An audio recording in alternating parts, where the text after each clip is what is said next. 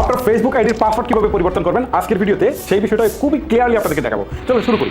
প্রথমে আপনারা ফেসবুকের অ্যাপে আসার পর ডান পাশে 3 লাইনস দেখতে পারবেন। ডান পাশে দেখেন 3 লাইনস অথবা প্রোফাইলে পিকচার থাকবে, জাস্ট এইটার উপর ক্লিক করবেন। ক্লিক করার পর সেটিংসের একটা আইকন আপনি দেখতে পারবেন, উপরের দিকে দেখেন সেটিংসের আইকন, এখানে ক্লিক করবেন। ক্লিক করার পর এখান থেকে দেখেন একটা অপশন আছে পাসওয়ার্ড এন্ড সিকিউরিটি নামে। ওকে, আমি এটা হাইলাইট করে দেখাচ্ছি, পাসওয়ার্ড এন্ড সিকিউরিটি। এই পাসওয়ার্ড এন্ড সিকিউরিটিতে ক্লিক করবেন। ক্লিক করার পর একটু নিচের দিকে দেখতে পারবেন আবারও হচ্ছে পাসওয়ার্ড এন্ড সিকিউরিটি নামে একটা অপশন আছে, এখানে ক্লিক করবেন। ক্লিক করার পর এখন এখান থেকে চেঞ্জ পাসওয়ার্ড বলে একটা অপশন আছে, দেখেন চেঞ্জ পাসওয়ার্ড। ওকে, এই চেঞ্জ পাসওয়ার্ড একটা ক্লিক করবেন। ক্লিক করার পর আবার হচ্ছে প্রোফাইলের আইকনটাতে ক্লিক করবেন।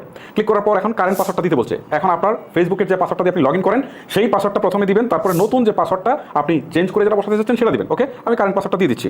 ওকে, আমি আমার বর্তমান পাসওয়ার্ডটা দিয়ে দিলাম। এখন নিউ পাসওয়ার্ড, যে পাসওয়ার্ডটা চেঞ্জ করে আমি দিতে যাচ্ছি সেটা দিচ্ছি। সেম পাসওয়ার্ডটা আবার রিটাইপের জায়গায় দিয়ে দিচ্ছি। ওকে, আমি আবার দিয়ে দিলাম।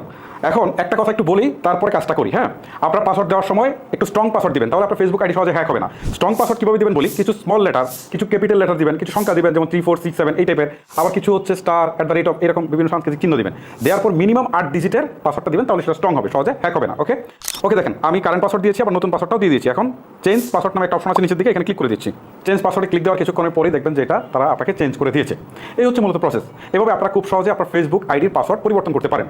আবার এই পরিবর্তন করতে গেলে অনেক সময় দেখা গেল যে আপনার 2 স্টেপ ভেরিফিকেশন যদি চালু থাকে, তাহলে আপনার সিমে বা ইমেলে অথবা হোয়াটসঅ্যাপে আপনার একটা ভেরিফিকেশন কোড যাবে, সেই কোডটা এখানে বসিয়ে আবার এই প্রসেসটা সেমভাবে ফলো করলে কিন্তু হয়ে যাবে। গাইস, ভিডিওটা লেন্দি করছি না, এখানে শেষ করছি। আজকের মতো আমি বিদায় নিচ্ছি। এরকম প্রয়োজনীয় ভিডিওগুলো কিন্তু রেগুলার আসবে। চাইলে আপনার চ্যানেলটাকে সাবস্ক্রাইব অথবা পেজটাকে ফলো করে রাখতে পারেন।